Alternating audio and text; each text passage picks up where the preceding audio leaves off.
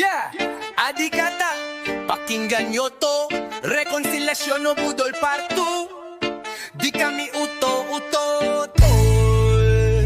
Sabi mo'y kapayapaan, pagkakaisa ang plano. Pero sa likod ng ngiti mo may hawak kang pamalo. Binanatan si VP, gustong tanggalin sa pwesto. Tapos sabay banat magkaisa tayo mga tao. Sinong niluloko nyo, di na uso ang drama. Kita namin ang galawan, halatang may kalokohan. Tinanggal ang mga gabyete, binalik naman ang ibang tao na nilagay niya. Gusto mo ng simpatya pero sa likod may kalokohan. Rekonsilasyon o budol lang yan. Habang nakangiti ka may plano kang patihan. Walang tapat na usapan, puro script sa kamera. Ang tunay na layunin alisin si Inday Sara.